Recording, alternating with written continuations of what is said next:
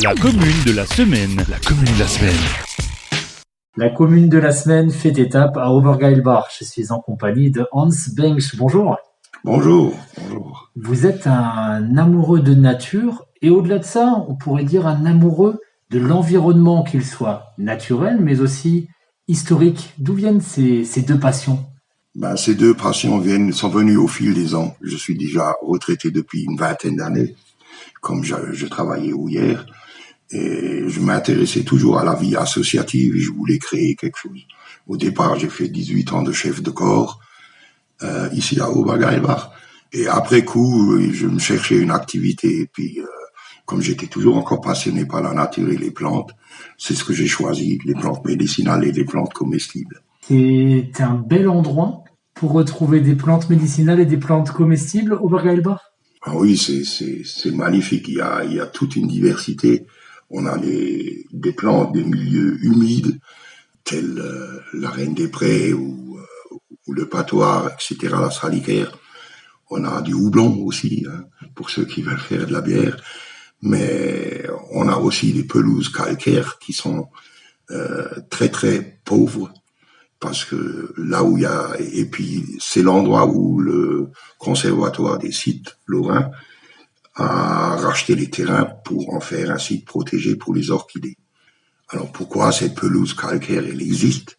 C'est dans le temps, cette butte, elle était complètement cultivée, donc pas d'arbres, pas de haies. Et un beau jour, il pleuvait tellement que toute la terre végétale qui était au-dessus se retrouvait en bas de la colline.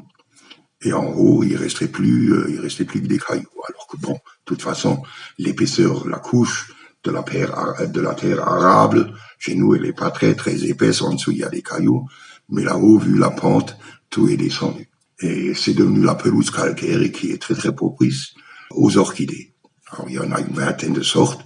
Et puis, il y a une faune aussi un peu diverse qu'ailleurs, des papillons autres, des oiseaux, voilà. Et ce savoir, vous n'avez pas envie de le garder juste pour vous.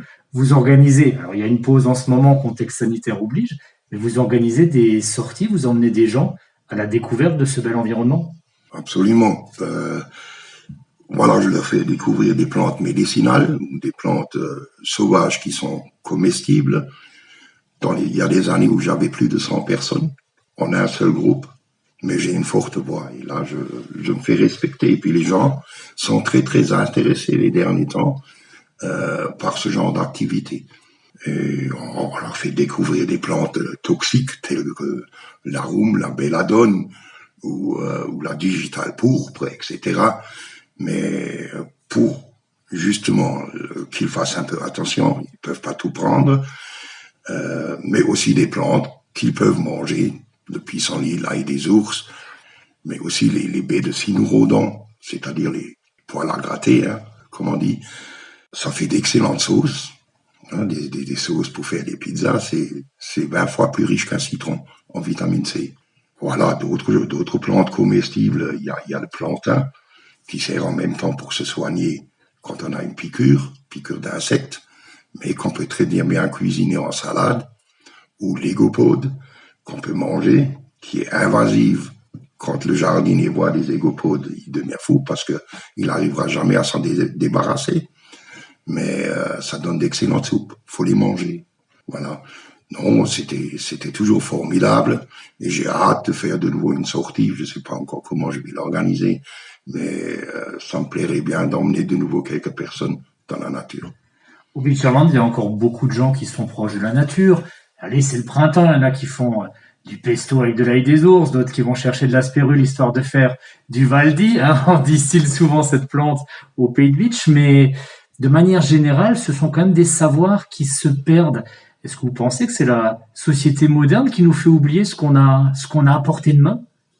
Écoutez, la société moderne a fait beaucoup de dégâts dans ce domaine-là, c'est vrai.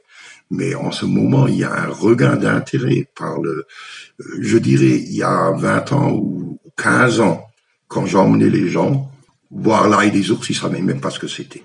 Ils savaient pas ce que c'était, voilà, on a sans doute oublié. Et maintenant, tout le monde pratiquement connaît l'ail des ours, ou beaucoup, beaucoup de monde. Hein.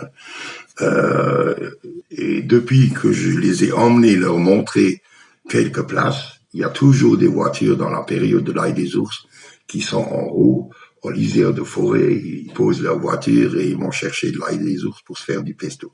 La première grande sortie que j'ai faite, on a fait du pesto pour 150 personnes. On avait une grande machine de charcuter, un cutter, qui malaxait ça, et puis on mettait ça en petites portions, et chacun recevait une petite boîte de pesto d'ail des ours. Seulement, moi, je ne le fais pas avec des pignots de pain parce que c'est ultra cher. Et les noix qu'on a chez nous, locales, c'est tout aussi bon. Autre particularité, contrairement à beaucoup d'endroits dans les Vosges du Nord où le grès des Vosges domine, ici la roche est calcaire. Et je crois que pour vous, un passionné d'histoire, ça permet de remonter dans le temps, le calcaire. Oui, le calcaire, bon, sans doute il y avait des eaux ici, hein, une mer ou autre chose.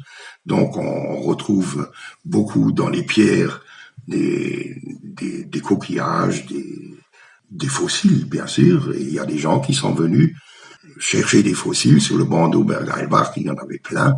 En l'occurrence, mon copain Gilles, qui est de Beach, et je le salue s'il m'entendra. Gilles, spécialiste des arbres, qui est déjà intervenu sur Studio 1, notamment récemment pour parler du plus grand arbre du pays de Beach et deuxième plus grand de France, le Douglas de Haspelstedt, un passionné de nature et d'histoire comme vous. Hans, qu'est-ce qui vous plaît tout particulièrement à Obergeilbach? Est-ce que c'est cette nature omniprésente? C'est la diversité. C'est cette nature omniprésente et très très diverse qu'on trouve pas partout. Vous allez au midi de la France, en août, il n'y a plus rien, vous voyez quelques pins. Tandis que chez nous, il y a vraiment de tout. Il y a, voilà, et puis, de tout, on peut en faire quelque chose. Des glands, on peut les manger. Les faines de hêtres, on peut les manger. On peut manger les feuilles des hêtres. On pourrait se nourrir de la nature. Et bon, notre nature est tellement abondante que regardez autour de vous. Et en plus, il y a des fruits. Quand on va se promener, on voit un arbre, on peut prendre une pomme. Il n'y a personne qui vous dira quelque chose si vous prenez une pomme. Mais c'est merveilleux. C'est des pommes qui sont pas traitées 40 fois, qui sont encore pleins de polyphénol, qui ne datent pas du mois de mai de l'année dernière ou du mois d'octobre plutôt de l'année dernière, etc. Les noix, c'est exactement pareil. Ou une prune, une mirabelle. Des cerises que vous cueillez à l'arbre qui n'ont jamais été traités, des arbres. Ils sont un peu sauvages, ils ont peut-être pas l'air beau, les fruits sont peut-être un peu tachetés, mais c'est merveilleux comme fruit et c'est merveilleux pour la santé. Hans Wengsch, commune de la semaine du côté de Obergeilbach. Merci beaucoup. Il n'y a pas de quoi.